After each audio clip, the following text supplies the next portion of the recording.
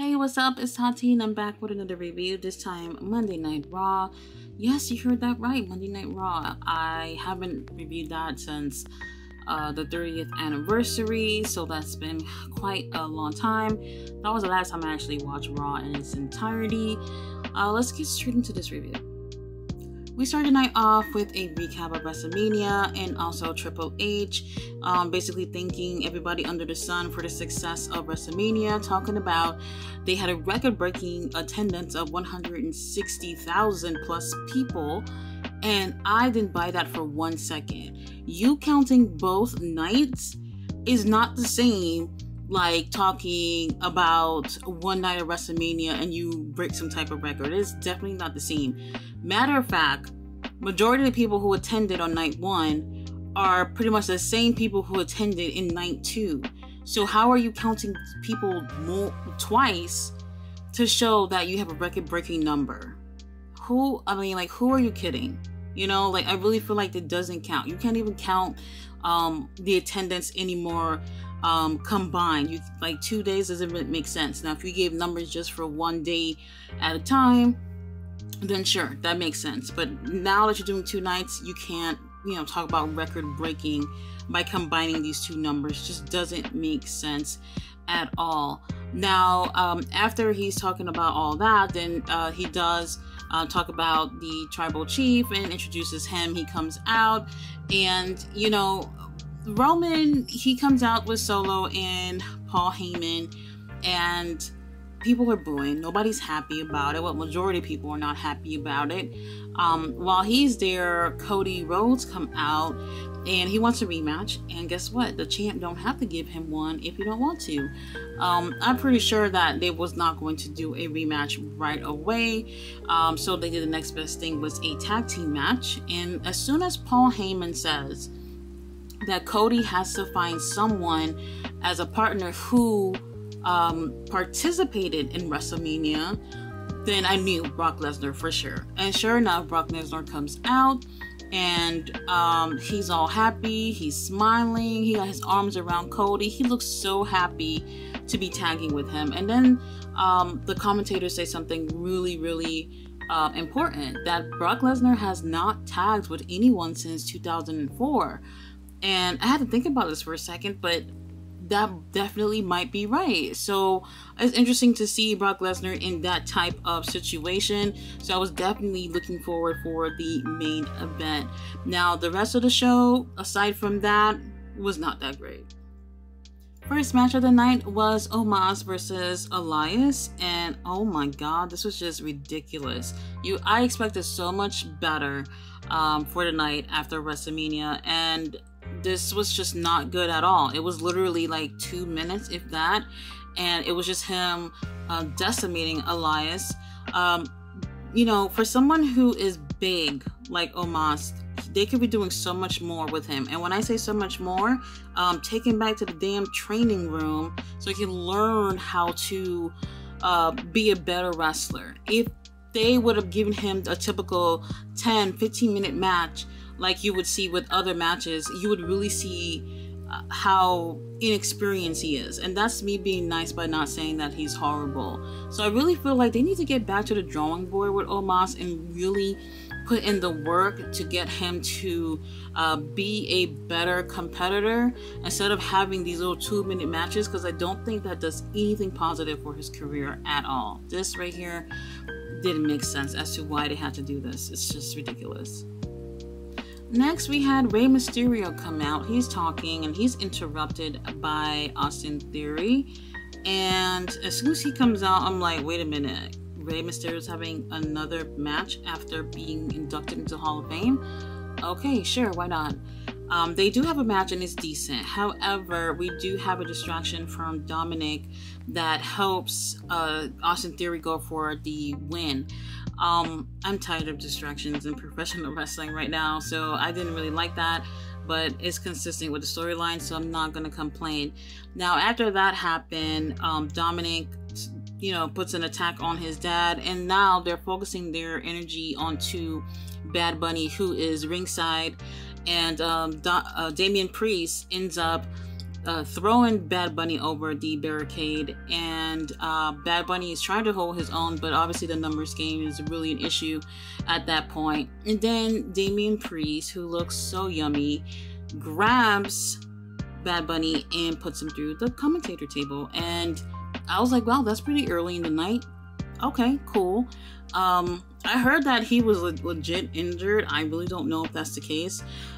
He's not used to going through tables, so that might be accurate. But either way, I knew there was going to go towards having Bad Bunny being in some type of match, maybe at Backlash, as they're going to be in Puerto Rico. He's supposed to be hosting the event, so I guess you can host and also be part of the show itself. You can ask the Miz about that, since he was part of 2 matches over the weekend that were total travesties. Anyway, Austin Theory did get the win. Not a bad match between these two, but the moment itself, I think what really mattered was what happened after the match. They're definitely gearing towards using Bad Bunny against maybe Damian Priest or maybe against Dominic. So we'll see where that goes. Next, we had Sami Zayn and Kevin Owens versus the Street Profits. Now, since the Street Profits did win their WrestleMania Showcase match, they did, I guess, earn their spot to go against the tag champs. Obviously, we know that it wasn't going to change hands. Was it for the title? I think it might have been. But either way, if it was for the title or not, Kevin Owens and Sami can't be losing on their first match after WrestleMania. They had a really great, fun match.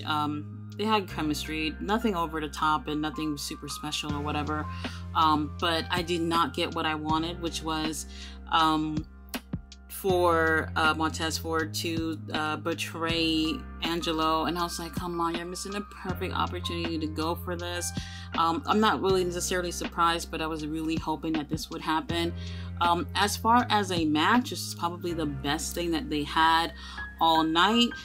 So if you're looking for good matches tonight, that didn't happen. So next we had Bobby Lashley. He's upset that he didn't have his WrestleMania moment after winning the Andre the Giant Memorial match. He felt like he should have had, some time at WrestleMania, to have a match. And I do kind of agree. He only came out for like 2 seconds at WrestleMania, showing himself with the trophy, and that was it.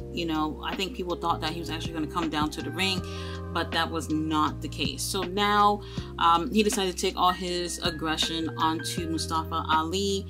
And this right here was a complete waste of time. Like, Bobby Lashley is so better than something like this, to just be grabbing Mustafa, who's probably one of the smallest dudes on the damn roster, and just manhandling him. This is just not the way to go. They should have put him in a match with somebody that looks like they could compete against him. So I was really disappointed with this. Definitely something that I felt like they're also kind of burying Ali as well, in a way. Like, it just felt so unnecessary and didn't feel like something that should have been on the show. Matter of fact, after this, we do have Seth Rollins, who comes out, and throughout the commercial break, he's out there and the crowd is singing along with his theme and everything. When the commercial comes back, now he's leaving and it's all done. That right there was longer than Omas's match, and Bobby Lashley beat down on Ali, and that right there is really, really disappointing. I really expected better than this. Next, we had Bianca Belaire celebrating her win from WrestleMania. I guess I'm a little bit salty about Asuka not winning, but let's move past that. She's interrupted by Rhea Ripley, and I was like, oh, this would be great to see these two go at it, but that doesn't happen. We actually get a match with Liv Morgan and Raquel Rodriguez versus Damage Control. And to be honest, this opportunity would have gone to Shayna and Ronda had they not been injured. So they picked the next best team, which I do feel like out of the other 3 teams, Liv and Raquel would have been the one I would have picked to do this match. So the ones who win this match does get an opportunity to go for tag team gold. So Liv and Raquel gets to win. The match wasn't bad. It just, at that point, I think I was sort of over it and disappointed with what was going on. I just hope that, when these two girls go for the tag team gold, that it will be a much better match. Let's get on to the main event. So next, before the main event, we actually had a little segment with the Miz and Matt Riddle.